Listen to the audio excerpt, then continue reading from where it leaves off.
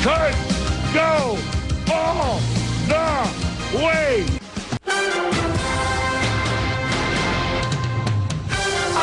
Playoffs? Don't talk about playoffs. You kidding me? Playoffs? I just hope we can win a game. Are you not entertained? Are you not entertained? Is this not why you are here? Oh, boys! I'm back! Everybody get up. And we are back. Welcome back to another edition of the BS Report. John with Kevin Bartnett. How's it going, Kevin? You had to rush over here. You okay? Oh, yeah, I'm fine. You surviving? Oh, I'm surviving. Everything's going great. Right now, actually, just got my computer back for the show today, so I'll have everything right in front of me this time. I'm going to try and whip up some stats, better this time than, But I'm really excited to be here for another edition of the BS Report. Well, obviously you weren't too excited Sunday night because we're going to start off talking about football, and we're going to start off with your Giants. We're just going to get the rough part out of the way for you, and we'll just talk about this first. You watched the game, obviously. You are a Giants fan. What was your interpretation of that game against the Dallas Cowboys? You know what? I was disgusted with all the turnovers, obviously. Mm-hmm. I thought it was probably one of the worst games I've ever seen. But at the same time, I'm not a part. The fact that we lose to Dallas obviously makes the loss 10 times harder. It's true. It makes it 10 times worse. I hate them. I'm not gonna stop right there. I don't like them, obviously. But I think the fact that the Giants still almost won, they're not gonna turn the ball over 6 times every game. If they do, then they have serious problems. Yes. If they turn the ball over about, like, say, maybe 2, maybe even 3 times, the Giants win that. Giants almost won the game when they were at 5 turnovers. That's right. I think they were going to win had it not been for Darrell Scott tipping the ball. But I think for the most part that they actually played decent outside the turnovers. The one was just really unlucky with the punt and then hit. The guy was just doing his job, actually. If anything, it just got unlucky. David Wilson, obviously, he's not ready to carry the load. I don't know if you've heard, but I did. They'll let you announce this news. The Giants are bringing back Brandon Jacobs. The truck, Brandon Jacobs. The truck. I'll be honest, I was a fan of Jacobs when he played for the Giants. I don't think he has anything left in the tank. You think he has zero, zilch, he had nada? 5 carries for 7 yards last year for San Francisco, and then they cut him because he was complaining about his lack of playing time. He does have a tendency to whine, but when Andre Brown comes back, if Jacobs does not play good, I think the reason they signed Jacobs over a guy like McGahee is because Jacobs knows the offense already. I would have signed McGahee in a heartbeat. I would have started McGahee next week if he got to know the offense. I think McGahee has been a veteran. He knows offense in the league. He can learn them quick. I tweeted yesterday, I said, I do love Jacobs, but I wanted Willis McGahee because Willis McGahee is only 2 years removed from a very good season with Denver. Exactly. When everyone thought he had nothing left in the tank. So I think that I understand where they're coming from with, you can take a guy who knows the offense, and maybe Jacobs can be that big Hulk on the goal line that they need. Wilson's shown he can't be that goal line back. Yeah. Even though he hasn't had a lot of chances, he can't be a goal line back. And just with the fumble problems and everything. Short yardage, I think Coughlin just probably feels comfortable with Jacobs. Maybe Jerry Reese does too. Feels comfortable with Jacobs? Well, Jacobs was an effective short yardage back for the Giants. Did they have a good relationship, or am I imagining that they didn't like each other? You know what? Brandon Jacobs, it was a love-hate with Brandon Jacobs. Okay. Most Giants fans, though, I will tell you, like Brandon Jacobs for the most part. He was a key cognate for the 2 Super Bowl victories. He ran his mouth a lot, but, he did his job, but he did it with some controversy. He did his job, but also I think the fact he won a lot of Giants fans over when he stood up to Rex Ryan as well. Oh, yes. Anyone would win fans if he did that. When he stood up to Rex Ryan and says, hey, it's time to shut up, finally. Yeah. And, all you do is talk. He won over a lot of fans after that. And Jet fans were saying, he didn't have... Jacobs only carried the ball 6 times that game and ran for 45 yards, which... It's pretty good, actually. That's pretty good for average. That's a pretty good game for 6 carries. I just want to touch on this Giants game because I'm watching it. I don't know if you know Mike Ritz. He's a coach for Loomis basketball team. Huge Giants fan. I'm watching it with him. Old friend of mine from last year. The first play, he just hangs his head. Just goes, oh no. Second play, second turnover, he's like, this game's over. This game's over. I think that there is a silver lining with the fact the Giants were able to come back. But I think now I'm just spitballing. If Coughlin didn't take Wilson out and put him in the doghouse, and if he didn't take him out for a while, would the Giants have won the game if they had him in at running back in the later times in the game? if he wasn't in the doghouse for fumbling the football. I don't think so. I think he was just so emotionally down. You couldn't have him in the game. You got to be a stronger player than that, though. It's your second year in the league. He's a second-year player. He didn't get a lot of playing time. Like, he really didn't get a lot of playing time last year until about week 13 against New Orleans. He had the breakout game against New Orleans last year. Then he started against Atlanta where we got spanked, and then Ravens killed the Giants. So the games he did see a lot of playing time, and Philadelphia, they were all blowouts, whether it was the Giants blowing them out, like in the Eagles in the last game, or getting blown out. So he's never really had like opportunities in a very close game. So I think Wilson, he just wasn't emotionally, like, he was so let down. I think another mistake would have happened. I think Scott was the right guy in that choice, to be honest. Do you? Okay. He hasn't had a lot of opportunities, but he's been with the team for 3 years now, so he does know the offense. I think, though, I don't think the second or third interception were Eli Manning's fault. I think the second interception was actually I love Ruben Randle, but that was his fault, I thought. Because if you realize from one angle, if Ruben Randle just put his eye on the ball, it would have fell right into his hand. He just didn't look at the ball, and then it fell right into the guy's hands. Okay. But the third, Scott, there's no excuse what Darrell Scott did on that third interception. Yeah. The first interception was all Eli. That was just stupid. Yeah, that was a really... Where you couldn't even see David Wilson in that, so I don't know who was... DeMarcus Ware was just like, mine. He was throwing at DeMarcus Ware, so... the one thing I will take away out of this game, though, besides the turnovers, I was very, very happy with the Giants' defense played. Even though they allowed 36 points. Well, 2 of those were Dallas Cowboys defensive touchdowns. And keep in mind, there were so many turnovers. The Cowboys started out with great field position. That's true. Every single time. The Cowboys did not capitalize on nearly as many opportunities as they should have. On the muff punt, they scored a touchdown after that. They scored 2 defensive touchdowns. And then I remember they held them under the field goal. They held them to the field goal in the first drive. They held them to a lot of field goals. So Dan Bailey had a great game too. Fantasy owners would appreciate the Dan Bailey performance. I had the leg. Legatron. Greg, there we go. I can't pronounce his last name. Greg Zerline on St. Louis. I call him Legatron. Who got me 13 points. Oh, there you go. So I mean, as a kicker, so if you get double digits as a kicker in fantasy, you are doing well. You are doing perfectly fine. He kicked fine. like a 54 or 58 yard or something like that. He's the strongest leg in the league. Here were Janikowski. Yeah, but that was a side thing. But Bailey had a good game. Like, he was kind of like, he wasn't a key factor obviously, but he was the guy who came through. You know, if he missed a kicker too, it's a different game. But I think overall, the Giants defense was very happy with. The only thing the Giants have struggled with throughout their whole time has been covering Jason Witten. Yeah, I mean, Jason Witten is one of the best tight ends in the league. I think you arguably put him up there with Jimmy Graham as the best. I think he's a first ballot Hall of Famer. You think he's a first ballot Hall of Famer? You know what? It's not. I mean, a tight end can't impact whether your team goes that far in the Super Bowl. But I mean, with what he's done though, like over his career, he's top 3 basically since 3rd or 4th year. Okay. Unquestioned. Now, where would you put him though as of right now? Because there are a lot of good tight ends in the NFL. I think that a healthy Gronkowski is the best tight end. That means just a force blocking. Everything. He's a machine. He's the best at everything. He's the Gronk.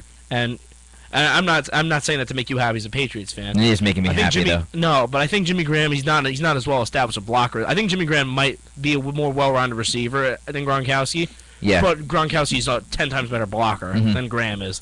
Then we'll put Witten. Tony Gonzalez. Maybe Gonzalez. I can't believe I have so much respect for that man. He's honestly the classiest player in the NFL. If you dislike Tony Gonzalez, you dislike all of humanity. But I've seen Witten so many times throughout his career. He's just a pain in the you-know-what to cover. Exactly. And he will play hurt. He's done it before. He had a lacerated spleen last year on opening night. Yeah. And did you see him throw up on the sideline? I did. I was just watching it on my phone. I was like, did that throw up? And my father thought he was spitting out, and then it just went viral. That it was that he threw up in the background. Yeah, no, I think Jason Witten is a top 5, but I don't know. I mean, you got Antonio Gates too. Is another. He's older. Him and Tony Gonzalez are like the yesteryears of tight ends. I think Witten is actually really is better than Gates. I mean, Gates was the best tight end in football. Maybe I'd say for 2 or 3 years he was the best tight end in football. Witten's really never been, I'd say, unquestionably the best, but He's always been up there in the conversation. He still is. He really still is. I do agree with you.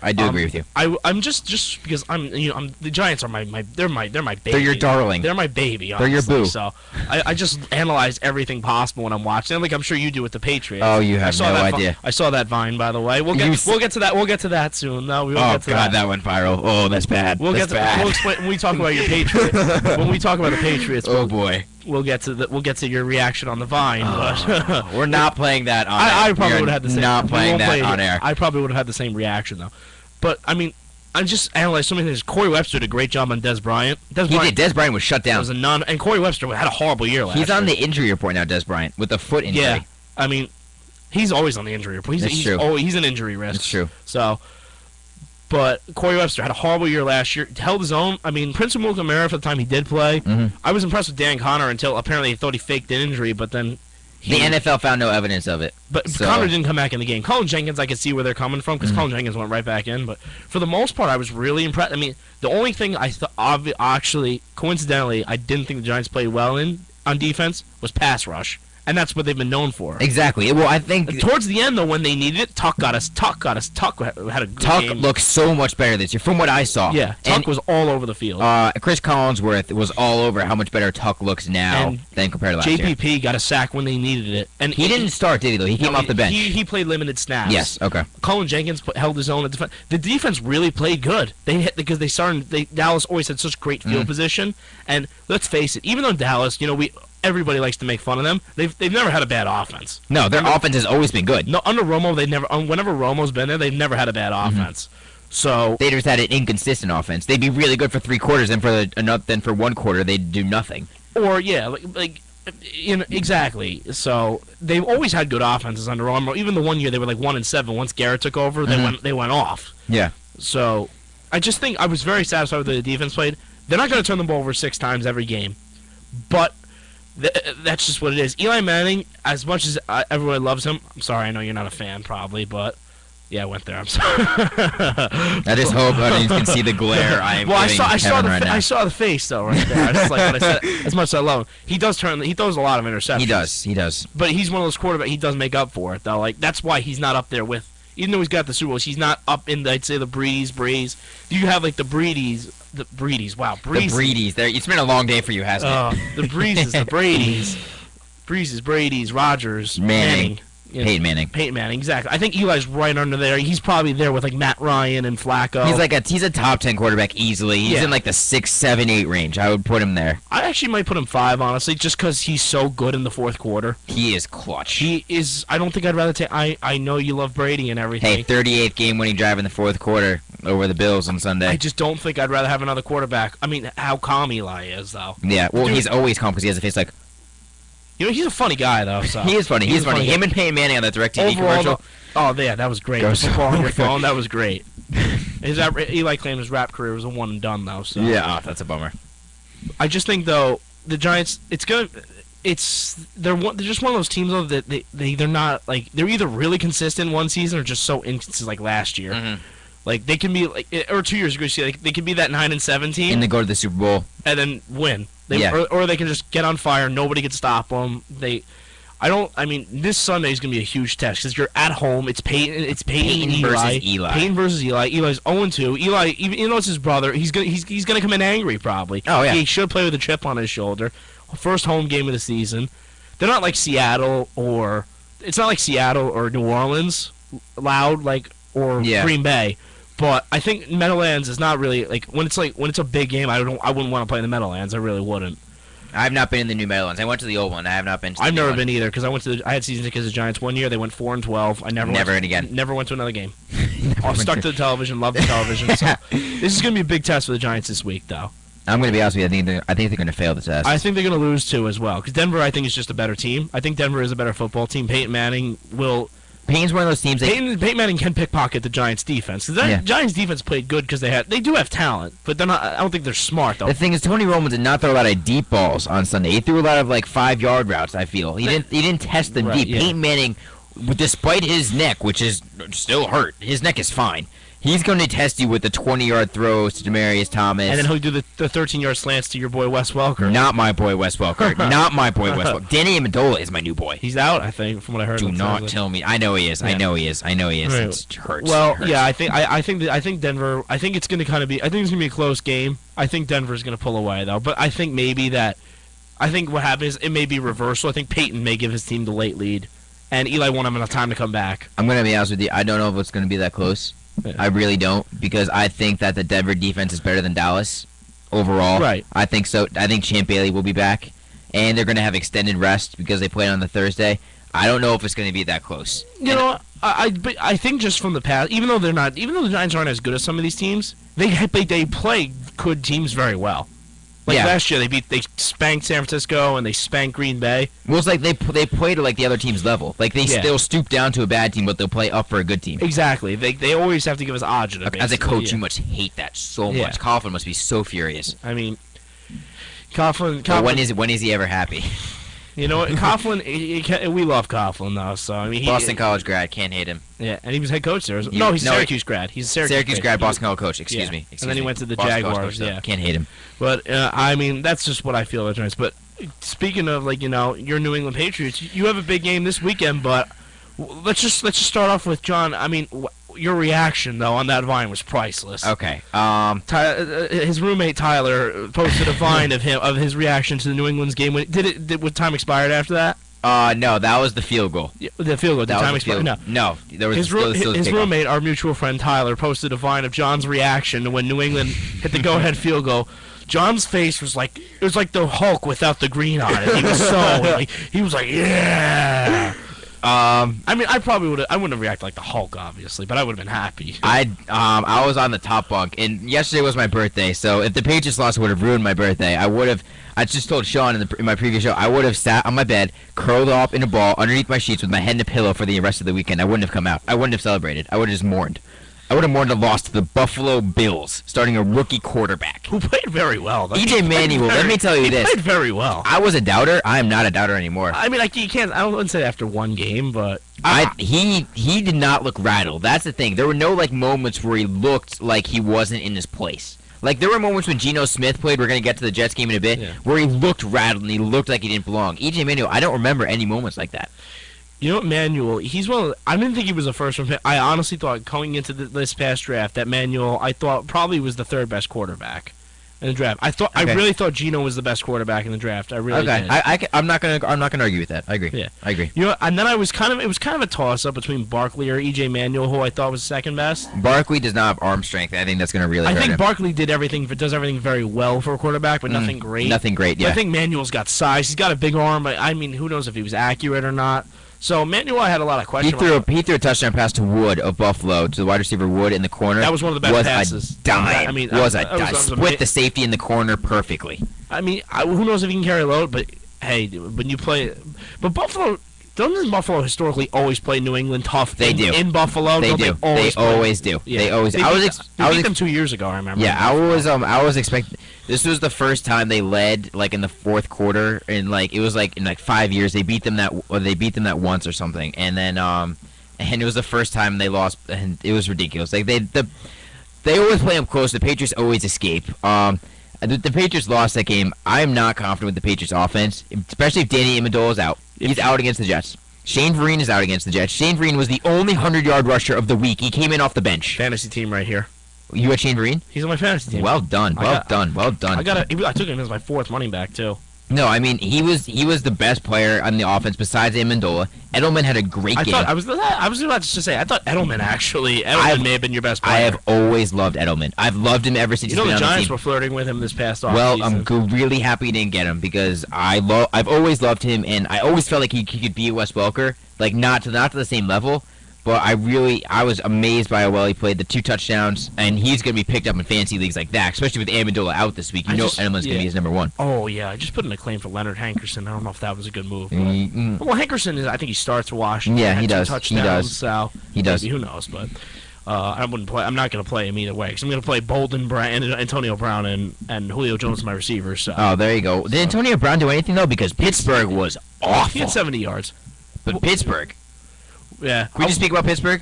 I wanted to talk about your Patriots, but no, we're going to sidetrack a bit because as awful as New England played at times, the Pittsburgh Steelers were, I think, the most disappointing team week 1. They were worse than Jacksonville, who scored 2 points because Jacksonville's bad. Yeah, Pittsburgh, dear Lord, and Tennessee is not that great. It's not a great team. Not a very good team. Tennessee allowed the most points in the NFL last year. They're not a very good team, and I'm surprised Mike Munchak got to keep his job. Actually, I am very surprised too. But he obviously did something right because he just beat the Pittsburgh Steelers. They didn't score a touchdown until 5 minutes left in the game or something. 2 minutes left in the game. Yeah, I wish they got the Brown. Brown still got me 70 points, but 70 yards. So that's not bad for a receiver, obviously.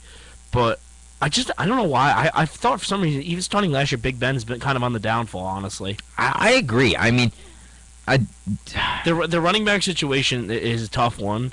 Now, they had a rookie running back. What was his name? He's hurt now. Navion Bell. From Michigan State. Yeah, everyone was pumped to watch him play. He got hurt in the preseason, and now he's out for a couple weeks, right? He's out for at least a couple weeks. I mean, they took him in the second round, which a lot of people thought was a little high, but then when people saw him in training camp or they're like, all right, they were like, okay, this kid may start, actually. Yeah. But, losing Mike Wallace, Roethlisberger loved Wallace. Okay, we're going to get to Wallace in a second, because he killed my fantasy team. Yeah. Killed it. 15 yards, targeted only 5 times.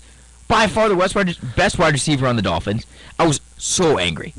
And he was pissed too. His post-game comments. Even though I said Ben Roethlisberger may be on the decline, Ryan Tannehill's not Ben Roethlisberger. So. No, I agree. Ben Roethlisberger on the decline is still better than the majority of the quarterbacks in the NFL. So, but I think just Pittsburgh. I think they may be Dick LeBeau's getting up there. I'm surprised he hasn't retired yet. Okay, well, Pittsburgh still had the best defense last year. They're still the top-ranked defense in the league. Yeah, but they lost to Harrison, who's one of their, even though he's a head case, he's still one of their emotional leaders. James Harrison. He was well respected by his teammates. I mean, not that they lose, but Polamalu's not the same. Is not Polamalu. That sack though he had. Yeah, Did you see when he jumped the snap? If anyone has not seen this, go on YouTube or ESPN because they will have it, and it's him literally jumping over the center, timing a snap perfectly, and sacking Jake Locker before he could take a step. Only he could make that play. He still has his instincts. I just don't think he's the same Troy Polamalu that was all over the field, crushing people, making crushing tackles. Yep. I never thought Ryan Clark was as good a player as everyone made him out to be. I really never thought he was. I think he's a good player. He's not great, but he's good. I think he's a little, and people make him out like he's really good. But I think Polamalu made his job a lot easier. So. Yes, well, Polamalu I think would make any job easier. Exactly. Make any job easier. Jarvis Jones, the rookie. I don't know how many snaps he got. I think that may be a steal for them. Maybe he could be like their new James Harrison. Mm-hmm. But Ike Taylor, ever since that game against Tim Tebow in the playoff game, he has not been the same. That was the worst game I've ever seen a cornerback play. Yeah, he has not been the same. He's the one that got beat for the touchdown, right? And got beat on every other. Tebow completed 10 passes that game, and it seemed like he got beat on every. With Tim Tebow's windup, he had to be open for a long time too. So Ike Taylor just must have been sleeping on every single route. He tweeted after that game, "Sorry for playing the worst game I've ever played." Yeah, it was a rough go. I just think that they're getting older. They historically draft very well. Mm-hmm. They've had a couple of misses though. Yep. They've had a couple of misses. I mean, Cameron Hayward was not a great pick. He hasn't really turned out that great. Mm-hmm. Ziggy Hood's a solid player, but they just they've had big hits on so many picks. I just don't think that they're not drafting as well as they normally do. That's kind of and like one of their old draft picks, Marquise Pouncey, just out for the year now. Yep, out for the year. That's gonna be really tough. We actually have a soundbite of ESPN's Tom Waddle, NFL analyst, discussing the troubles of the Pittsburgh Steelers. The kind of the overriding impression I have is that the Pittsburgh Steelers have some of the same issues now that they've had for the last couple of years. They accounted for 195 total yards and 9 points against the league's worst scoring defense from last season. And their inability to run the football reared its ugly head again. So just a dismal opening week performance by the Pittsburgh Steelers. But I think this is a team that's going to struggle this year. The defense is always solid. But I think offensively some challenges, and we'll see how they respond. I could not agree more. After week 1, I could not agree more. I think they're going to be a 7-9, 8-8 team though, because I'm a firm believer in Mike Tomlin though. I think he's one of the top 5 coaches in football. Tomlin. Top 5? Yeah, absolutely. Top 5 coaches? Really? Yeah. Top 5 coaches. You have Belichick. Okay. I would throw Coughlin in there. 2-time Super Bowl champion. Okay, both Harbaugh brothers are better than Coughlin. We're at 3. I would not say that. Whoa. John has an argument. John does have the argument because he has a Super Bowl ring. Jim Harbaugh. Tom Coughlin has been a successful head coach for the New York Giants for 10 years, and Tom Coughlin also took the Jacksonville Jaguars to the AFC Championship. Okay, well, if you take the Jacksonville Jaguars anywhere, you're doing something right. All time, though, right now, Tom Coughlin is a more established coach than Jim Harbaugh. Okay, but as of right now, Jim Harbaugh's been a coach in the league for 2 years. Jim Harbaugh's been a coach in the league for 2 years with one of the best teams for 2 years. Okay, so is John Fox, who's been a better coach in Denver, who's been a good coach in Denver? Okay, no, because Peyton Manning is the coach of Denver, not John Fox. Oh, he won a playoff game, though, in Denver, John Fox. I mean, no. Is he really top 5? Mike Matheny so. of Denver? Of Green Bay, excuse me? Mike McCarthy? Mike McCarthy. Why did I say Mike Matheny? I mean, they're both Super Bowl champions, but I mean, McCarthy beat Tomlin in there, but I think Tomlin, but like you just said, maybe Peyton Manning's the coach of Denver. Maybe Aaron Rodgers could be the coach of Green Bay. No, I don't think he has that much sway. I think much sway as Tomlin's Manning. never McCarthy's had bad years in Green Bay before. He's had Okay. like a couple of bad years. Tomlin has never had a bad year. Yes, they missed the playoffs a couple of times. I don't think he's ever had a losing record though. Top 5 coach. I'm trying to run through all the coaches. I mean, in you my head. obviously Bill is number one, top coach in football. I mean, I don't know if he's number 1. I honestly might put, as of right now, Jim Harbaugh as the best coach in football. Okay, He's a great coach. Let's look at week 1. Yeah, last year, Colin Kaepernick ran all over Green Bay, and Jim Harbaugh knew that Green Bay was going to plan for that. He devised a game plan that allowed Colin Kaepernick to throw for 412 yards. Who proved me wrong because I never bought him as a passer, but now I do. 412 yards for him, career high. Only rushed for 22 yards, and he's a rushing quarterback. I mean, he devised that game plan. He beat the Green Bay Packers with that game plan. You know what? He absolutely did. But but also San Francisco's got great coordinators as well. I'm not saying Harbaugh's not a good coach. Don't get me wrong. I'm Jim Harbaugh, obviously. Yeah. I think his older brother is a better coach. I really do, because his older brother has won a playoff game every single year. Okay. In Baltimore. I agree. He's won a Super Bowl now. I think Jim just he hasn't been been in the NFL long enough. He hasn't been in the NFL long enough. Okay. Now but say Kaepernick on some of his many runs. Kaepernick, maybe he has an RG3 moment where he has a bad knee, or he can get a Michael Vick, like Michael Vick gets these concussions. Kaepernick is no different from these two guys, really, when it comes to running, because he runs a lot. He only ran for 22 yards. He didn't run at all. He was tearing them apart. He's going to run in games this year, though. He's going to run in games. if they give it to him. But he's now. I think Jim Harbaugh has coached Colin Kaepernick to take what the defense gives him, running or passing. I honestly, I was not a Kaepernick believer, honestly, until this past game. I never thought Kaepernick was an accurate passer. He outplayed Aaron Rodgers, and that's hard to do. Did. That's hard to do. Kaepernick, I never bought him as a passer, and I really was never even a firm believer of him. I thought they should have went back to Alex Smith right away. Then he took them to the Super Bowl. I still think he didn't play very good in the Super Bowl. I mean, Kaepernick? He was awful in the first half. He was so bad in that half. That's what lost him. That's what lost him the Super Bowl. He used his running though to get them back into the game. Yep. But he was so bad in that first half. That's what cost him the game essentially. And of course the Jacoby Jones kickoff and return that Super Bowl. But yeah. I mean, I still put the Harbaugh brothers, Belichick. This is a really tough debate. You got to wonder. I mean, they were having the greatest coach ever debate on ESPN this past month. Coughlin, they put Coughlin in the top 15. And I mean, honestly, Tomlin. He's either you may not have him in your top 5. I mean, I'm not going to try and convince you. I am trying to convince you. Okay, he's top but 5 coach. All right, we need to establish this. Are we talking legacy or are we talking now? It's got to be a mixture of both. Yes. Right now, Jim Harbaugh is a top 5 coach in football. Right now, he is. But a part of me wants to say, it's only his 3rd year right now. Like, I mean, would I rather have Jim Harbaugh or Andy Reid right now? I'd rather have Jim Harbaugh. But over legacy-wise, I'd take Andy Reid. Okay. But if we're just kind of combining them both, that's a wash, I think, because Harbaugh's been a great coach so far in this thing. Okay, this is a very interesting debate. Yeah. I'm going to ponder this while I do my homework this evening. This is going to be my pondering moment. I think Tomlin is a top 5 coach. He's never had a bad team. I can see where your argument is coming from. Yeah, I mean, he's a no-nonsense coach. He doesn't, as a tribute to our show, he doesn't BS you, basically. He Mission consistent. He says straight. He gets to point out, like, to the media. He's great with the media. He says what he thinks. Honestly, he's on his mind. Okay. He says, hey, if we stink, he says we stink. Okay. And if he says we should have won, he says they should have won. He's no nonsense in that regard, and that's what I love about Tomlin. But he's also a very good football coach, too. He is a very good football coach. And fun fact, I don't know if you know this, but he was the inspiration behind the Rooney Rule as well. I did not know that. Rooney, Pittsburgh. Ah. They wanted to interview a minority candidate, and they said, you know what, I want to check this guy out. Apparently he swooped them, because everyone thought it was going to be Ken Wisenhunt. Yeah. Everyone thought Wisenhunt was just going to be handed the job. But apparently Tomlin swooped them off their feet so much, they were like, yeah, Ken, we're going to give it to that guy instead. Well, there you go. All right. Fun fact. Yeah. Fun fact for all you Pittsburgh Steelers fans. All right, but we're going to take a short commercial break. I'm doing a little sports recap, little cast right now. We're going to take a short commercial break, talk a little bit more NFL, also big games in the MLB. We're going to talk about that a little bit. And a little bit of, we should get a little bit of college football in there. College football, we got to preview Alabama, Texas A&M. Yeah. We got to. It's mandatory. Yes. Absolutely mandatory. We should save the best for last. Save the best for last. There you go. That's the highlight. And don't kill my Irish, by the way, when we get to college football. Oh, don't worry. I'm going to. Yeah. Don't